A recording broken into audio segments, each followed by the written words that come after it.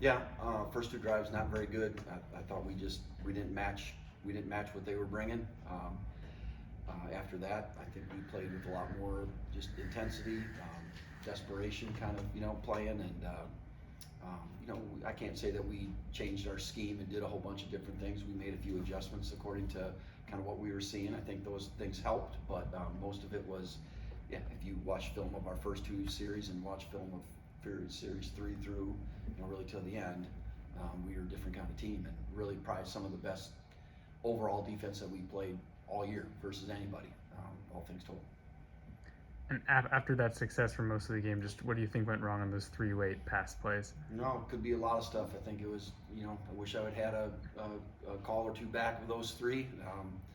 But I don't know if I put us in the best spot, but quite honestly, we didn't execute anything well in those 3 plays, and they certainly took advantage of it. The last play that on the long completion, I mean, that's as much as a good throw and catch as not necessarily poor defense, but we kind of left ourselves the door open on the first 2 plays of that. And again, we got to execute what we're doing better.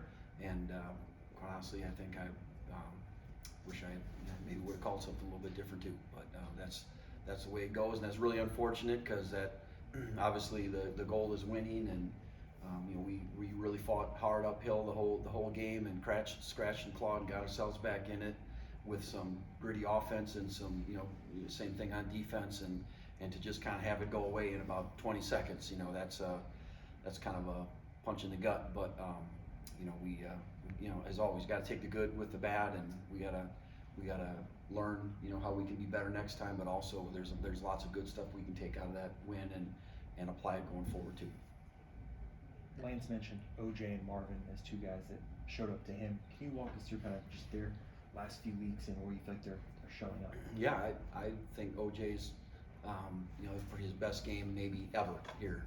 Just all things told, when you put together his tackling, his around the ball, I think he had a couple pass breakups along with the interception, and he's kind of been in some positions earlier this year where he might have not completed a tackle or had an interception that went through his hands, and so that's good that he's finally he put it all together. And again, I told him that. I said I think that was your best game best game since I've been here. So I think he really knows what's going on. He's really taken a step that way. He's starting to kind of come out of his shell a little bit. I watched him at practice today, and he's coaching up one of the younger guys after a play, and I'm just thinking to myself, I mean, that's okay, all right, we're making some progress there, good progress. And Marv's been a really steady player all year long. He consistently probably grades out as high as anybody in the secondary. He's been tackling well. He doesn't really miss a whole lot. He makes the plays that he should make.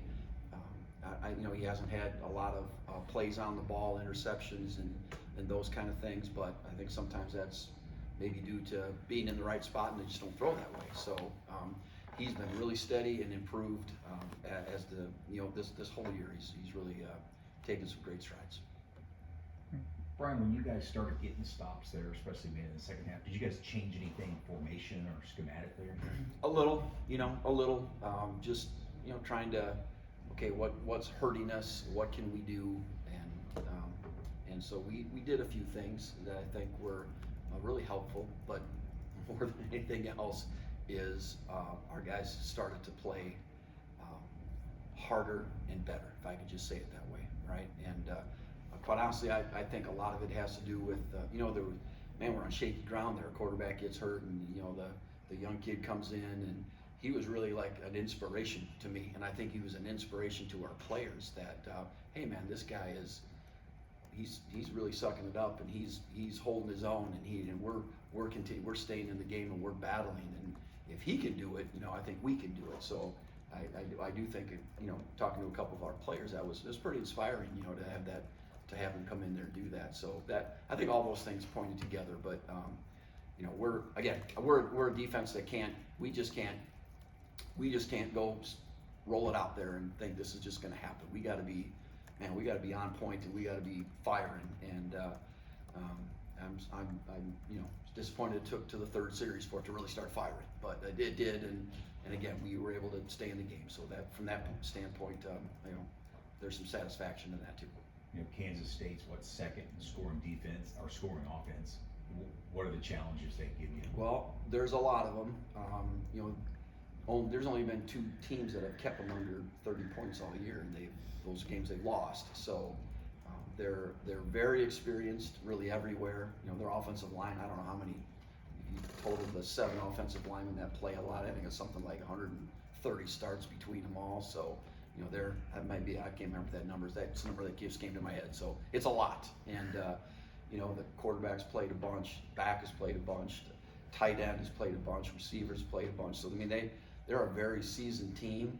I can tell they're well coached. I know they know what they're doing. They understand what they want to do and how to go about doing it. They're skilled, so they give you a lot to defend, and they're not doing it with bad players. They're doing all that with really good players. So they present challenges really in every aspect, but they've got a difficult run scheme.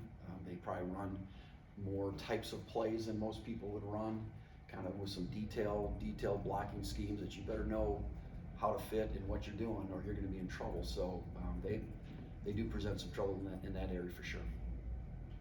I mean, there's probably nobody who sees Cole Ballard more than you in practice before the game. Was there ever a moment along the way where you were like, I can't believe this kid's a true freshman walk-on? Yeah. Well, like when he was like on scout team and stuff like that. No, kind of knew who he was, and he does. He's capable. He makes some good throws and do some stuff, and and so he would do some things, and you go, hey, that's pretty good. But really to foresee that he was going to be in that situation and really, to me, do that well with that kind of poise and just toughness and grit, and so that was pretty cool. I think that's one of those neat things about that you get to witness once in a while, and so I don't know what it's going to be this week. That's somebody else's business, but if he goes out there, he'll compete, and then it gives you hope, right? So, but yeah, he's good arm. He's got a good arm, and he's got some moxie to him, and so you can see that when he's running around on scout team just as well. Anything else for Coach Borland? Hey, Coach, your run defense has really limited explosives the last 2 weeks. I think 11-yard rush by both teams just once. What's been the key to kind of corralling that run game and making them drive it? Well, a lot of it's tackling better, right? Not missing. We had probably as few as missed tackles as we've had almost since probably game number 1 last week. So we're tackling better. Obviously, it's the intensity at which you can get to plays, and but I think we're also doing a pretty good job of fitting plays up pretty well. And some of those long plays early are, there's supposed to be a guy in this gap right here, and he was out there, right? And the ball just goes through it, and there it is, right? So we haven't really had a whole lot of that lately. We've been doing a pretty good job, and I think of fitting things up, playing with great intensity, and getting the guy on the ground the first time. So I think those 3 things all contribute to that. All right. Thanks, Coach.